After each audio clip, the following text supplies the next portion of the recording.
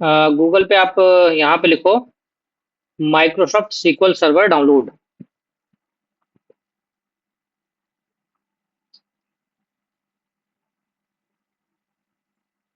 SQL server, SQL server. Nikhil आप भी ठीक से देखते जाना क्योंकि यहाँ यहीं से आपको डाउनलोड भी करना रहेगा ना। फर्स्ट वाली वेबसाइट को क्लिक करो।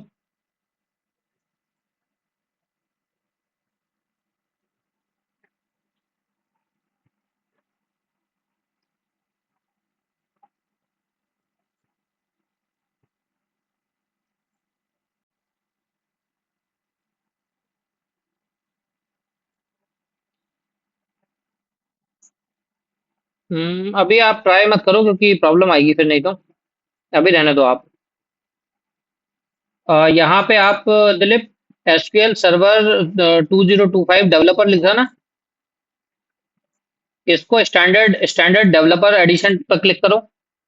नहीं नहीं नहीं नहीं नहीं नहीं, ये वाला थर्ड नंबर वाला एसक्यूएल सर्वर 2025 डेवलपर। इसमें स्टैंडर्ड डेवलपर, हाँ स्टैंडर्ड डेवलपर क्लिक करो।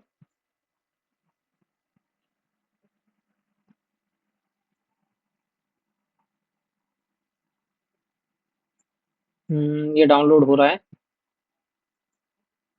इसे क्लिक करो। डबल क्लिक करो ना उस पे। ठीक है।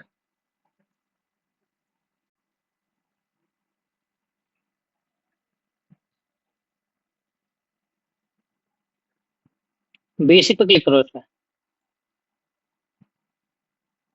यहाँ पे आपसे ये मांगेगा नीचे स्क्रॉल करो, एक्सेप्ट करो इसे।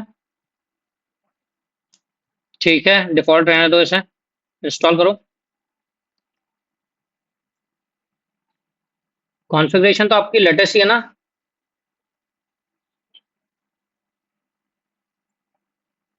एक बार सिस्टम इंफॉर्मेशन निकालो इसकी। स्टार्ट बटन पे देखो, सिस्टम इंफॉर्मेशन मिलेगी आपको। नहीं, इसमें हटाओ, इसको नहीं, इसको तो कब बंद कर लो।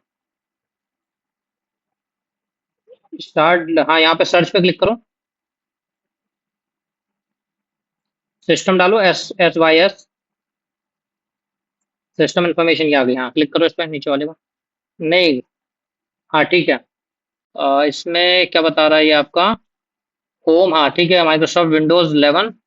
होम लैंग्वेज है आपकी 12 जनरेशन का, आपका वो है i5 है आपका। ठीक है। हाँ ठीक है, अपना काम हो जाएगा। और इसमें और इंस्टॉल करो तो। हाँ ठीक है, मेमोरी भी इसमें रैम वगैरह भी ठीक है, इनफ है अपने लिए, कोई प्रॉब्लम नहीं। ठीक है, ऐसे क्लोज कर दो।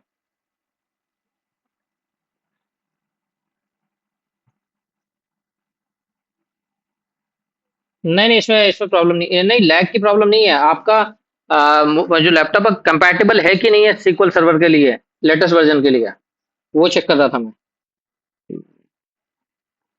हाँ हाँ, नहीं नहीं वो तो 12 जनरेशन है और अभी लेटेस्ट है तो प्रॉब्लम ही नहीं है उसको। बंद कर दो इसे,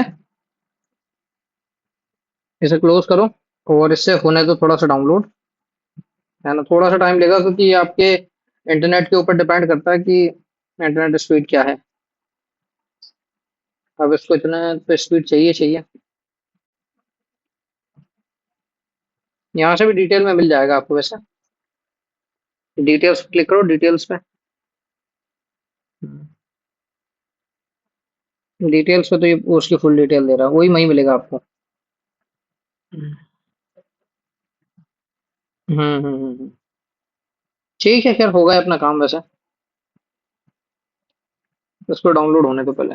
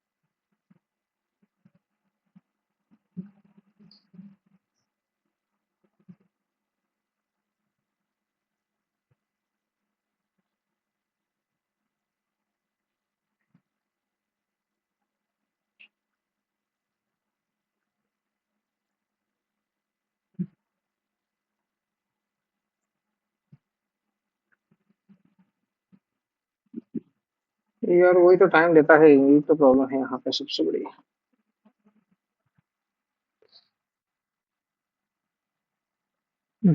थोड़ा सा टाइम तो लगेगा उसमें।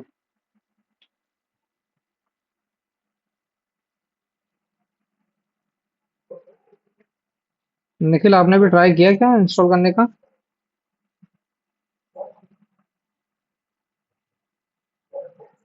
निखिल,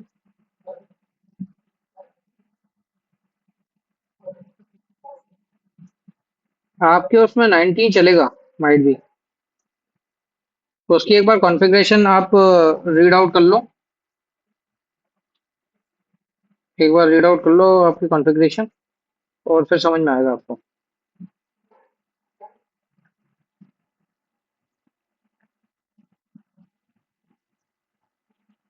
अच्छा, पोस्टग्रे है आपके पास? पोस्टग्रे पे अपन काम नहीं करेंगे। अपन सीक्वल सर्वर पे पढ़ेंगे अभी।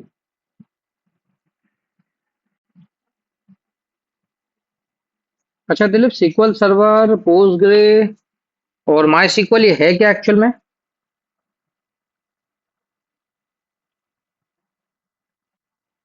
लैंग्वेज है? अरे यार कैसी बात कर रहे हो यार।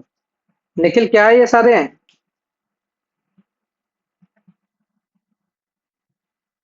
डीबीएमएस है ना? Very good. ठीक है, डीबीएमएस है दिलीप, ये लैंग्वेज नहीं है। ये डीबीएमएस है, डेटाबेस मैनेजमेंट सिस्टम।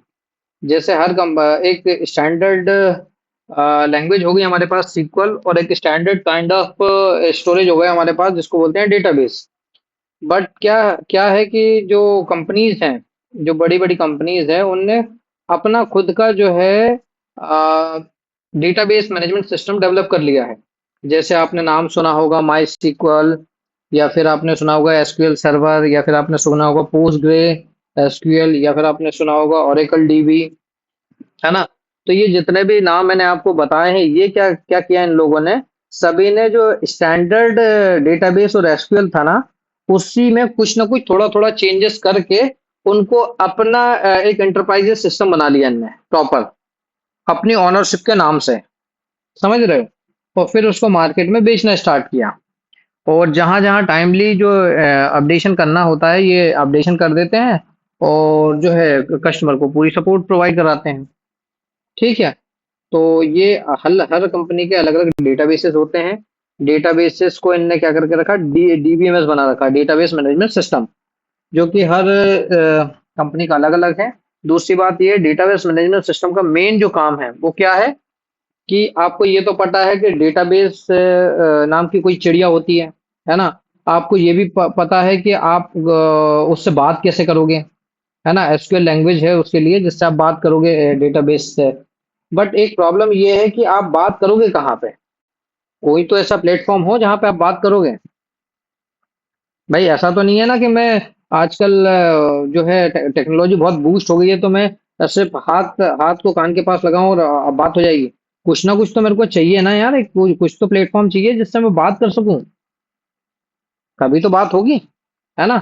सेम चीज यहाँ पे डेटाबेस मैनेजमेंट सिस्टम्स हैं, जो कि आपको अलाउ करते हैं डेटाबेस के साथ इंटरेक्ट करने के लिए, है ना? या फिर आपके डेटाबेस के साथ आपका इंटरेक्शन, या फिर जो भी मैनिपुलेशन है वो करने के लिए। डेटाबेस जो है एक तरह से पूरा जो है पूरा एक एनवायरनमेंट है डीबीएमएस का। डेटाबेस मैनेजमेंट सिस्टम जो है, ये पूरा का पूरा एक प्रॉपर एनवायरनमेंट है, जिसका पूरा प्रॉपर काम क्या क्या होता है। जैसे डेटाबेस को मैनेज करना, आपके अगर मान के चलो आप सीक्वल क्वेरी लिख रहे हो, तो किस तरह से एग्जीक्यूट होगी। और उसके बाद जो है कुछ डिफॉल्ट डेटाबेसेस भी होते हैं इसमें, जिनका काम होता है मॉनिटरिंग करना, या फिर जिनका काम होता है कुछ स्पेशल ऑपरेशन परफॉर्म करना, या फिर नॉर्मल ऑपरेशन परफॉर्म करना। तो ये पूरा जो एनवायरनमेंट है, ये आपको एक फैसिलिटी प्रोवाइड कराता है किस चीज की, डेटाबेस से इंटरेक्ट करने के लिए, या डेटाबेस से का यूज लेने के लिए, है ना? आई बात समझ में? क्लियर है निखिल? कोई डाउट यहाँ तक?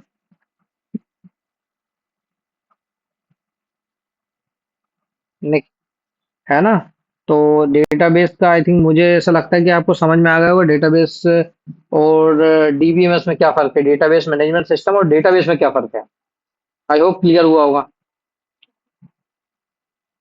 है ना? एक चीज़ और अपने हमने क्लियर की थी लास्ट टू लास्ट क्लास में आई थिंक कि डीबीएमएस नहीं, डीबीएस नहीं, डीबीएमएस नहीं, डेटाबेस मैनेजमेंट सिस्टम को तो अपन ने अभी डिस्कस कर लिया। डेटाबेस वर्सेस रिलेशनल डेटाबेस, है ना? डेटाबेस, रिलेशनल डेटाबेस और not relational database, no relational database, ये भी अपन ने बात की थी। डेटाबेस का मतलब ये है कि एक तरह से डेटा का स्टोरेज, ठीक है? उसमें एक पार्ट आ गया आपका आरडीबीएमएस या रिलेशनल डेटाबेस, मतलब कि वो सिर्फ जो रिलेशन होती है, जैसे टेबल्स के बीच में रिलेशन हो गई या इंटर रिलेटेड जो आपका रिकॉर्ड हुआ, उसको स्टोर करता है। और हमने एक और पढ़ा था जो था नो सीक्वल। नो सीक्वल में फेमस है मोंगोडीबी, और उसका कॉन्सेप्ट ये था कि नो सीक्वल का फुल फॉर्म ये है नॉट ओनली सीक्वल, मतलब कि वो सीक्वल के तो काम कर ही सकता है, उसके अलावा भी काम कर सकता है। जैसे बहुत सारे फाइल फॉर्मेट ऐसे होते हैं जो इन जनरल आरडीबीएमएस के अंदर स्टोर नहीं किए जा सकते, है ना? तो उन सबको आप जो है स्टोर कर सकते हो उसमें, है ना?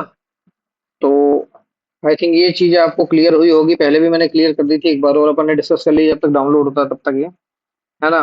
कोई यहाँ पे इसमें कोई डाउट लग रहा हो तो पूछ सकते हो आप लोग।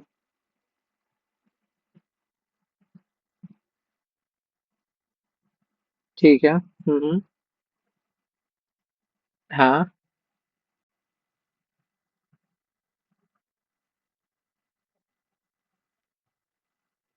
नहीं, जैसे आप जो प्रॉपर अपना डेटाबेस है उसका तो सीधा कॉन्सेप्ट है कि इसमें रिलेशनल डेटा ही चलेगा, है ना? इंटर रिलेटेड जो डेटा है वही काम करेगा। बट अगर हम बात करें नो सीक्वल की, तो नो सीक्वल में का एग्जांपल हमने लिया था, जैसे कि हाँ, जैसे हाँ, उसका एक जैसे आपने यार ध्यान दिया हो कभी, पढ़ा हो कि डेटाबेस और लाइक डेटा वेयर हाउस और डेटा लेक में क्या फर्क है? भाई दोनों के नाम तो सिमिलर है कि नहीं है? एक बार मुझे समझाओ, अगर आपको नहीं समझ में बनेगा तो फिर मैं समझाता हूँ। डेटा वेयर हाउस और डेटा लेक में क्या फर्क है?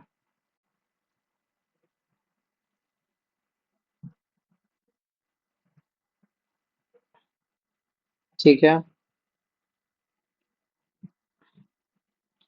जैसे डेटा लेक है ना, उसको आप समझ सकते हो नो सीक्वल, है ना?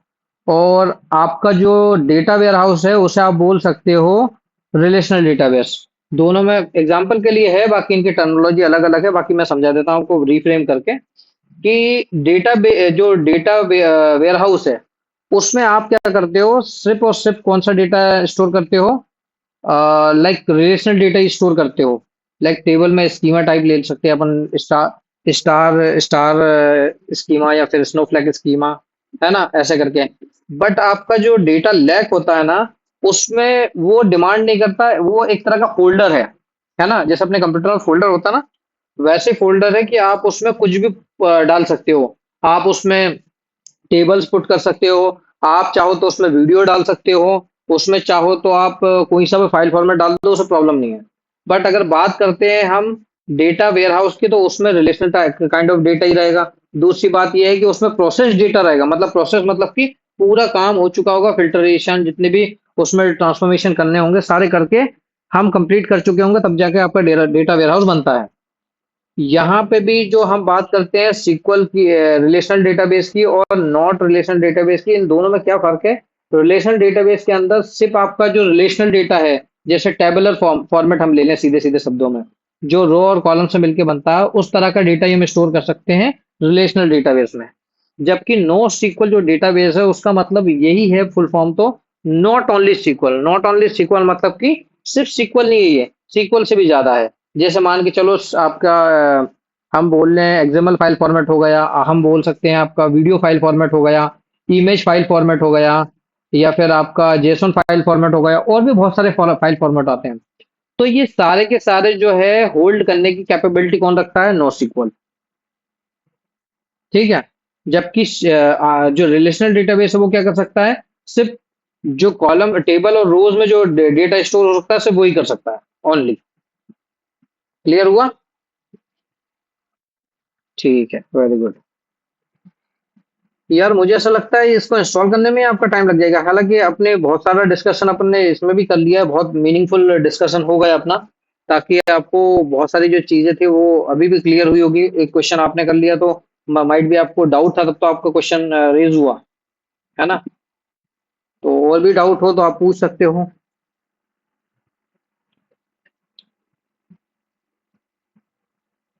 हालांकि जब अगर हम कभी डेटाबेस अगर ये क्लाउड अगर पढ़ेंगे तो क्लाउड भी अगर पढ़ते हैं हम, तो मैं आपको क्लियर कर दूंगा ये सारी टर्मिनोलॉजी भी। बट हाँ, फिलहाल हम जिस जिस पे काम कर रहे हैं वो सारी चीज तो अपन समझते चल रहे हैं प्रॉपर, है ना?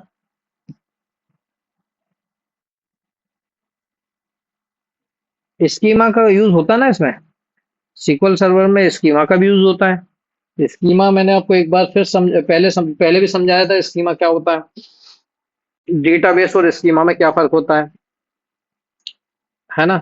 समझा था नहीं समझा था हमने, याद है आपको, नहीं है याद?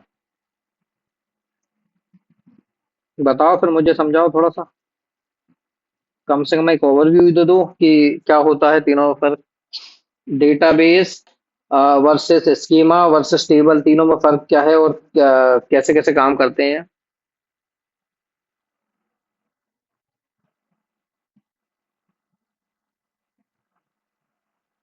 डेटाबेस में और स्कीमा में क्या फर्क है, थोड़ा सा मुझे ये बताओ। और किसके अंदर क्या होता है, डेटाबेस के अंदर स्कीमा होता है या स्कीमा के अंदर डेटाबेस होता है?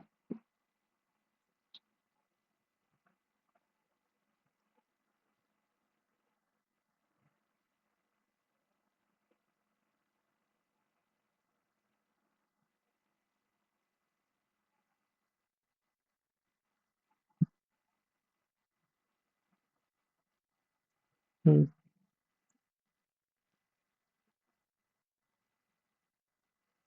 ठीक है।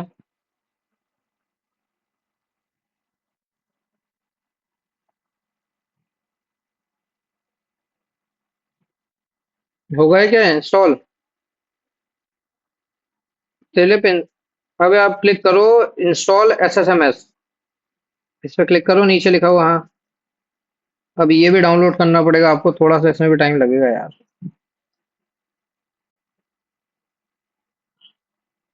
ये आपका एसएसएमएस जो है वो SQL सर्वर मैनेजमेंट स्टूडियो है, लाइक का एनवायरनमेंट है ये, जिसमें आप जो है मल्टीपल वो चला सकते हो, है ना? डाउनलोड कर लो इसे, स्टूडियो। नहीं नहीं, नीचे जाओ थोड़ा सा, देखो यहाँ पे भी बताता है ये सारी चीजें कि आप क्या, थोड़ा सा स्लो चलो यार दिलीप, फास्ट भागो मत, थोड़ा सा ऊपर से आओ, फिर से वहीं वहीं पे लेके जाओ टॉप पे। ठीक है, install SQL server management studio. ठीक है, यहाँ पे ये सारी चीज बताता है क्या क्या आपके पास वो होना चाहिए। तो नीचे जाओ, हाँ थोड़ा नीचे और करो, हल्का सा। हाँ ठीक है, ये देखो ये बता रहा सारी चीज, रुको रुको रुक जाओ।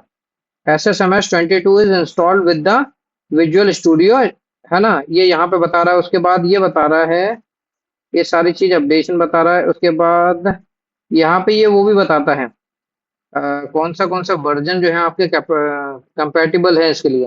हालांकि कोई प्रॉब्लम नहीं है, आप ऊपर वाला जो इंस्टॉल लिखा है ना उस पर क्लिक करो, ऊपर जाओ। हाँ डाउनलोड, हाँ SQL server management studio installer.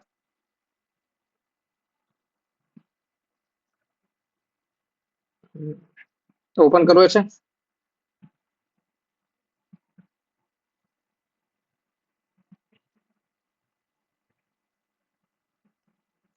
ठीक है, थोड़ा सा टाइम ये भी लेगा इंस्टॉल होने में।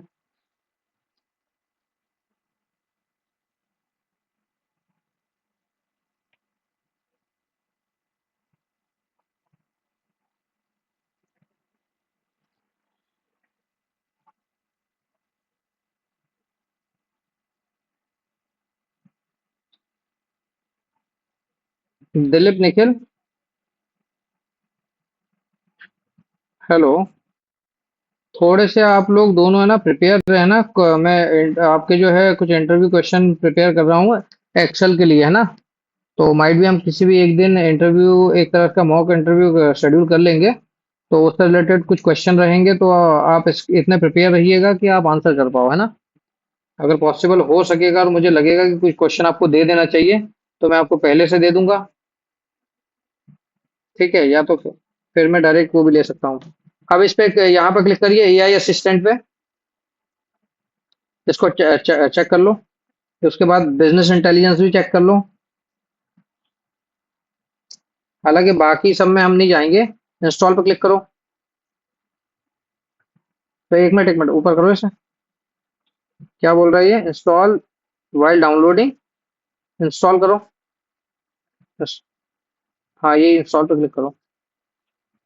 बस ठीक है। अब फिर ये टाइम लेगा, क्योंकि यहाँ पे 1.2 GB का आपका लाइक स्पेस ये कंज्यूम करेगा। सीक्वल सर्वर थोड़ा सा इंस्टॉल करने में थोड़ा सा कॉम्प्लिकेटेड है। जैसे माई सीक्वल है, तो माई सीक्वल आप इजीली जो है इंस्टॉल करके और यूज कर सकते हो। बट सीक्वल सर्वर थोड़ा सा हैवी होता है, क्योंकि ये थोड़ा सा जो है इंटरप्राइजेस लेवल की चीजें हैं। और है ना, थोड़ा सा ये जो माइक्रोसॉफ्ट के जो प्रोडक्ट है उनके साथ बहुत अच्छे से ये जो है इनकॉर्पोरेट कर पाता है। इसलिए भी इससे बहुत ज्यादा इसकी पॉपुलैरिटी है।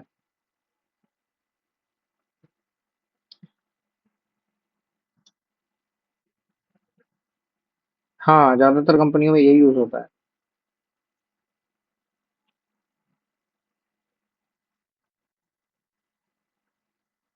ओरेकल की तो पहले से भी डिमांड है, ओरेकल की भी डिमांड है, सीक्वल सर्वर की भी है। आ, जो ओरेकल डीबी है वो थोड़े से बड़े लेवल पे है ना। उसका जो बहुत बड़े बड़े जो इंस्टीट्यूशन है वो यूज करते हैं। सीक्वल सर्वर ये है कि सीक्वल सर्वर का एक छोटा जो वो है ऑर्गेनाइजेशन है, उससे लेके बहुत बड़ा ऑर्गेनाइजेशन है वहां तक यूज होता है। इसलिए बहुत ज्यादा फैमिलियर और बहुत ज्यादा पॉपुलर है ये। हाँ। आपको नहीं नहीं, सेम उसमें ऐसी कोई प्रॉब्लम नहीं है। दोनों में कोई प्रॉब्लम नहीं है, बट बात यही है कि जो ओरेकल डीबी है वो मतलब प्रेफरेबल जो है वो सबसे ज्यादा है बड़े बड़े ऑर्गेनाइजेशन में, है ना, बड़ी कंपनीज वगैरह में। और आपका जो सीक्वल सर्वर है ये छोटे से लेके बड़े तक सबको कवर करता है। इसमें बेनिफिट ये है। हाँ, और दूसरी बात ये है कि माइक्रोसॉफ्ट के जो प्रोडक्ट हैं उनके साथ बहुत अच्छे से इनकॉर्पोरेट कर पाता है। इसलिए भी इससे जो है प्रायोरिटी पे रखते हैं कंपनीज वगैरह।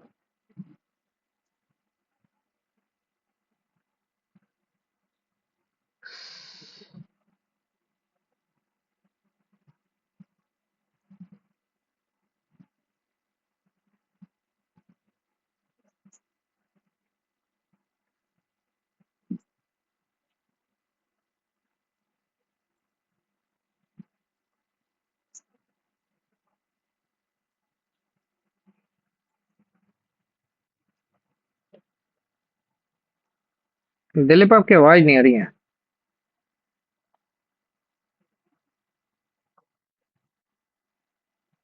क्या बोल रहे हो? नहीं नहीं, निखिल के जो लैपटॉप है वो कंपैटिबल नहीं है इसके लिए अभी फिलहाल।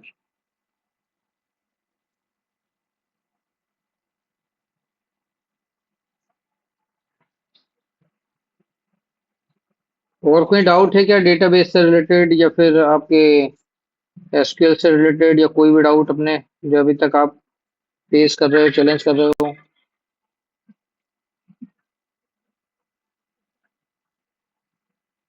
हम्म।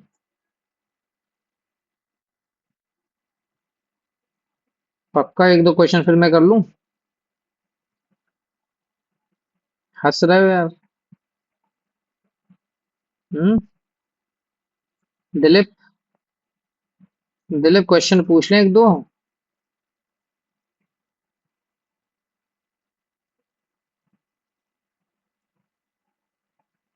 ठीक है। तो हमने एक बार डिस्कस तो किया था ये, क्या बोलते हैं,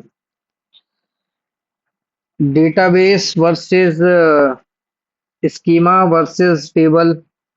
डिस्कस किया था नहीं किया था हमने?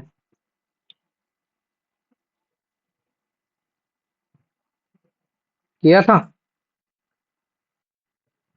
तो एक स्टार्टिंग से मुझे बताओ कि डेटाबेस वर्सेस स्कीमा वर्सेस जो बोलते हैं आपका टेबल्स क्या होता है, क्या डिफरेंस है तीनों में।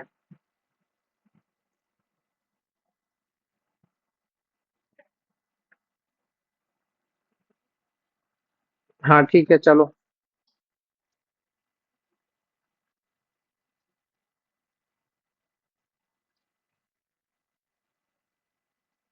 डेटाबेस चलो हम बोल देते हैं बड़ा कंटेनर है एक तरह से। ठीक है उसके आगे। Very good Dilip. थोड़ा सा अनएक्सपेक्टेड आंसर मिला बट हाँ रियल है ना। तो इसमें जैसे डेटाबेस को आप बड़ा कंटेनर बोल रहे हो, स्कीमा को क्या बोलेंगे हम।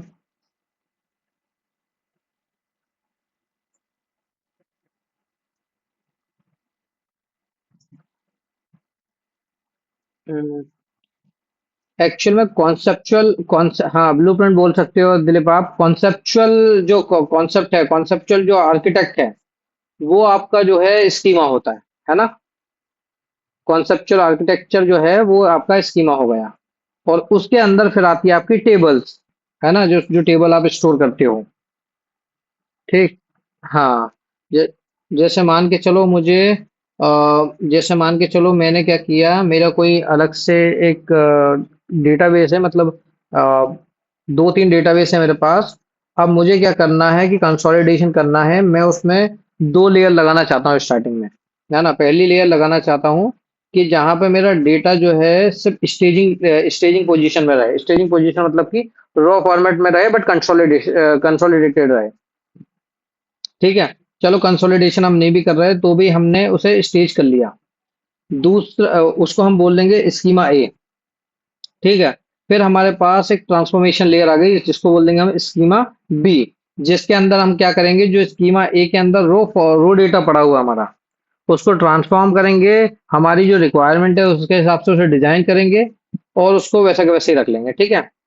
फिर उसके बाद तीसरा एक और फॉर्मेट है जिसको हम बोलेंगे लाइक सी बोल लेंगे, ए बी सी हम बोल लेंगे। ए हो गया, बी हो गया, और सी में हमने क्या कर लिया कि उसे फुल्ली प्रिपेयर्ड करके हमने एक उसमें जो है एक स्कीमा बना लिया।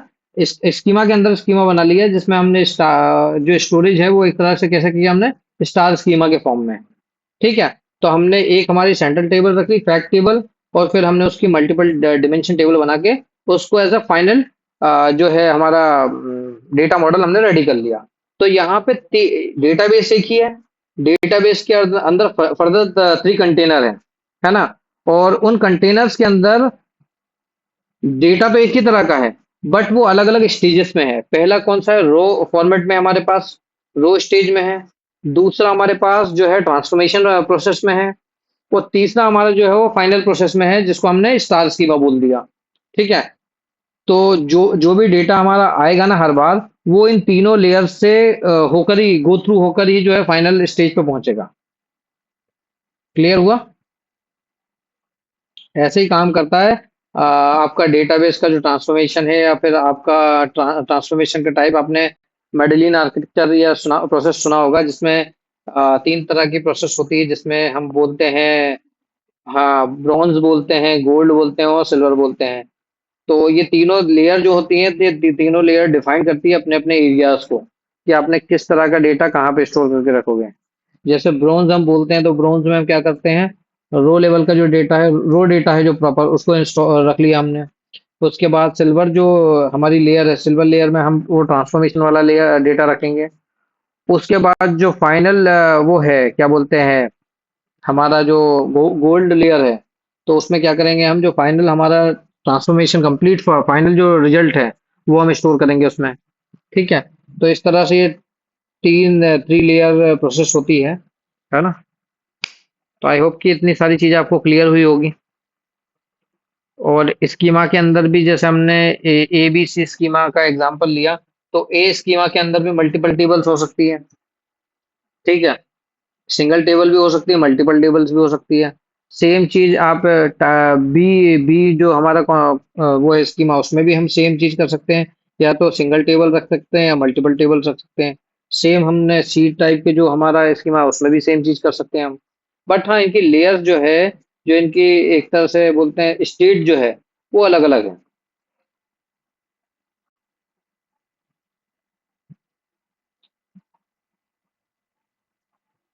क्लियर हुआ यहाँ तक?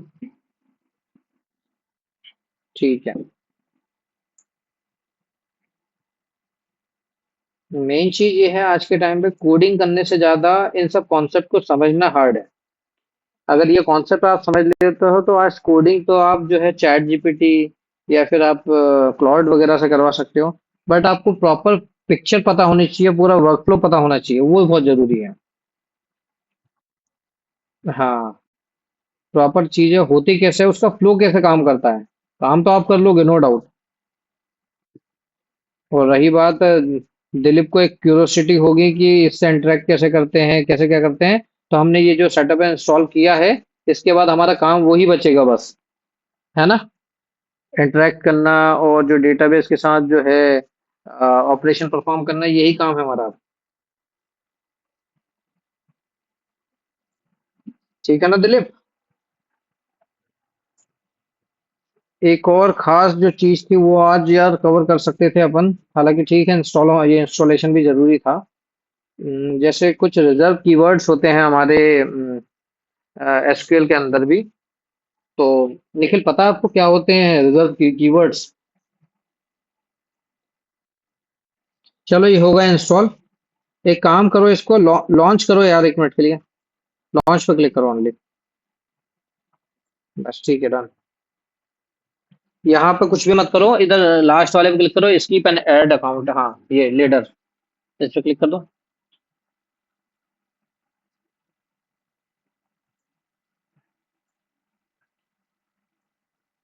यहाँ पे आपका जो नाम है लैपटॉप का, दिलीप ये नाम ही डाल दो आप उठा के, लैपटॉप लिखा है ना जो। अभी आपने जो सिस्टम सिस्टम इन्फॉर्मेशन निकाली थी वो निकालो फिर से। यहाँ से नहीं, अभी हमने, हाँ, सर्च पे क्लिक करो, सिस्टम इन्फॉर्मेशन पे क्लिक करो। ठीक है, यहाँ पे आपके लैपटॉप का नाम क्या है? सिस्टम नेम, सिस्टम नेम उसको कॉपी करो। नहीं नहीं, इतना ही, इतना बस, इतना ही, क्या कॉपी करो, वो वाला नहीं, पूरा नहीं। नहीं हो रहा है, राइट क्लिक करो उस पर, अच्छा। चलो कोई बात नहीं, लैपटॉप है ना, लैपटॉप लिखो। उसके नीचे ही लिखा हुआ, वहां पे जाओ आप वो वाली विंडो पे, यहाँ पे डालो लैपटॉप। आपके यहाँ नीचे लिखा हुआ है वैसे। कोई प्रॉब्लम नहीं, नीचे लिखा हुआ है, हाँ ये नीचे लिखा हुआ है, ये का ये कॉपी पेस्ट कर दो वहां पे, ये लिख दो वहां पे, टाइप कर दो।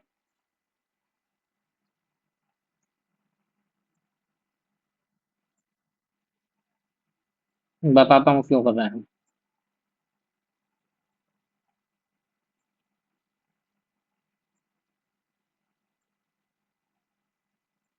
ठीक है, अब इसे एक काम करो आप। डेटाबेस में तो हमें कुछ करना नहीं है, पासवर्ड हमें देना नहीं है। इस पर क्लिक करो, नीचे आके यहाँ पे डिफॉल्ट पे डेटाबेस पे क्या लिखा है, नीचे यहाँ पे लिखा हुआ है डेटाबेस नेम, इसको क्लिक करो डिफॉल्ट वाले पे। क्या बता रहा है ये?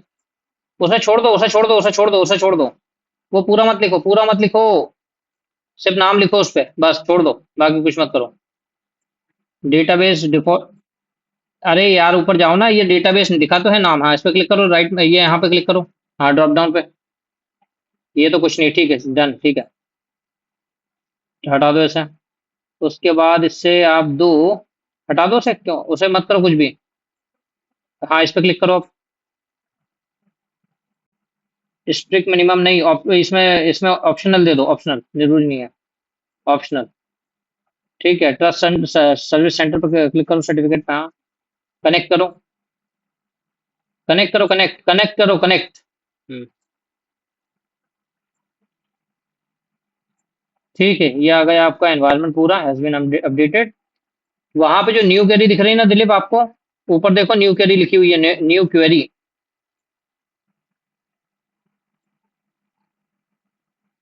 ऊपर देखो टॉप पे, हाँ क्लिक करो इस पे। बस ये आपकी न्यू क्वेरी स्टार्ट हो गई है। इस पे एक काम करो आप, इस पे डालो क्या लिखोगे यार? इस पे आप एक काम करो, क्रिएट डेटाबेस लिखो एक बार।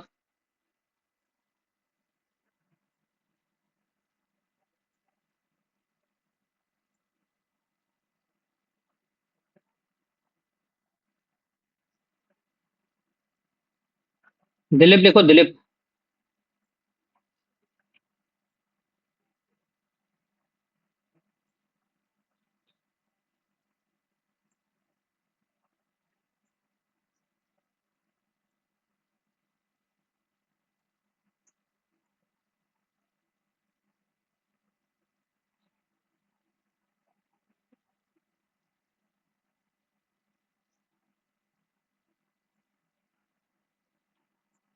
लिख दिया क्या? हेलो। ऊपर जो एग्जीक्यूट लिखा ना, उस पर क्लिक करो। एग्जीक्यूट लिखा हुआ है, एग्जीक्यूट। हाँ, इस पर क्लिक करो। आपका डेटाबेस बन के रेडी हो गया। अब आप इसमें लिखो, नीचे, नीचे की लाइन पे लिखो, या फिर इसको हटा सकते हो आप। हाँ, यहाँ पे लिख लो, सिलेक्ट नेम।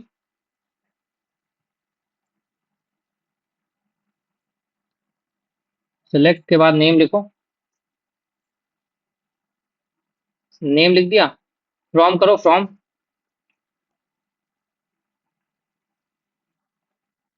फ्रॉम लिखो, FROM, फ्रॉम। स्पेस दो, SYS डॉट डेटाबेसेस। ठीक है। अब इसको सिलेक्ट करो पूरे को पहले तो। हाँ, और एग्जीक्यूट पर क्लिक करो।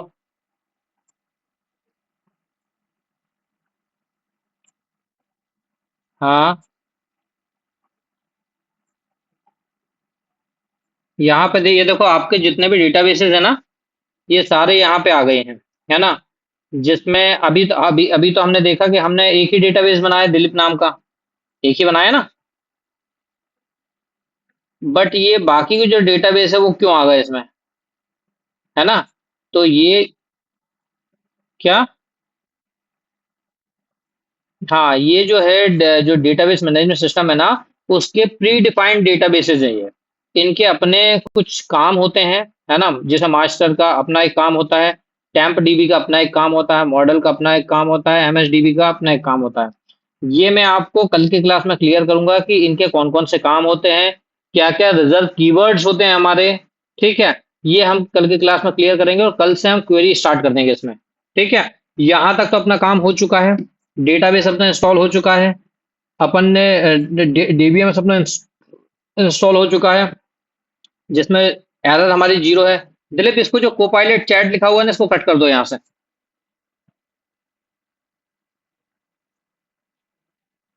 यहाँ पे इधर देखो, राइट राइट साइड में, राइट साइड में देखो, कोपायलट चैट लिखा है ना, इसको इसको हाँ, कट करो। ठीक है। तो अब इसके बाद कल की क्लास में हम पूरा प्रॉपर स्टार्ट करेंगे क्वेरी करना। क्रिएट से, आपका क्रिएट डेटाबेस से लेके, क्रिएट टेबल से लेके, रिट्रीवल ऑप्शन, अपडेशन, ऑपरेशन, ये सारे अपन धीरे धीरे परफॉर्म करते चलेंगे आप। ठीक है दिलीप। चलो, आई होप कि आपने खुद ने ये इंस्टॉल किया है, तो आपको बहुत अच्छे से चीज समझ में आई होगी। क्या? मैं बताऊंगा ना आपको, मैं प्रॉपर आपको बताऊंगा, टेंशन मत लो आप। एक्सेल को इसमें रिलेट करने की जरूरत ही नहीं है। ये एक्सेल का जो है वो एक्सेल का 10x एडवांस वर्जन है। समझ रहे हो? एक्सेल जो है ना, एक्सेल का 10x एडवांस वर्जन है ये। एक्सेल कुछ भी नहीं है इसके आगे। समझ रहे हो? एक्सेल इसके आगे कुछ भी नहीं है। शायद आपने उस क्लास में अगर ध्यान दिया हो, मैंने आपको समझाया था, जिसमें हमने कंपैरिजन देखा था, एक्सेल वर्सेस SQL, या फिर एक्सेल वर्सेस डेटाबेस। पढ़ा था हमने, निखिल, पढ़ा था, याद है कुछ? है ना? उसमें मैंने प्रॉपर आपको डिफरेंस बताया था कि क्या क्या डिफरेंस होते हैं इन दोनों में।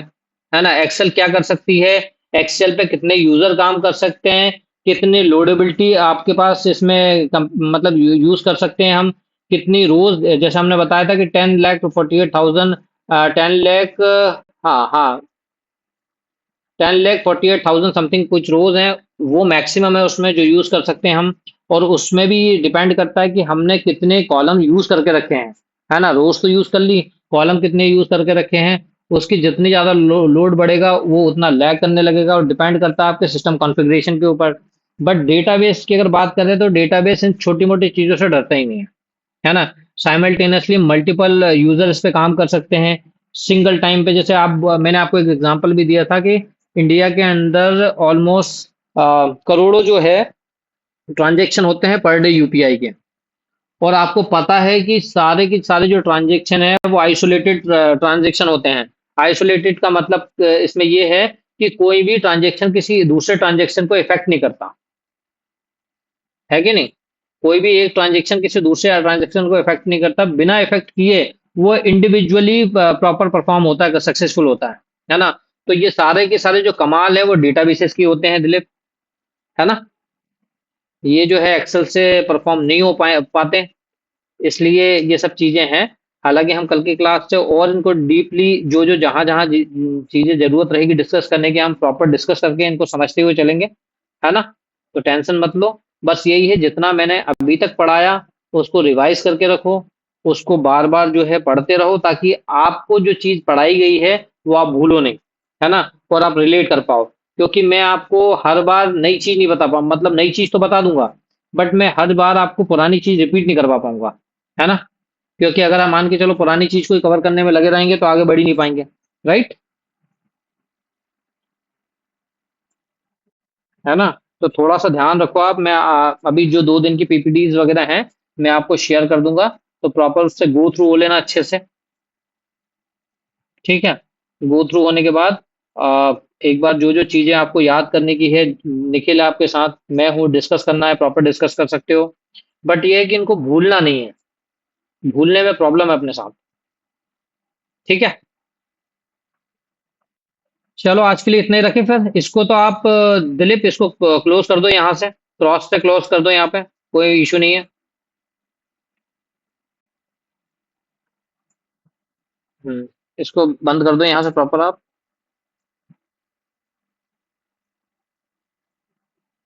हाँ, इसको डोंट सेव कर दो, ठीक है। इसको सबको हटा दो। ठीक है, आज के लिए इतना ही रखें फिर।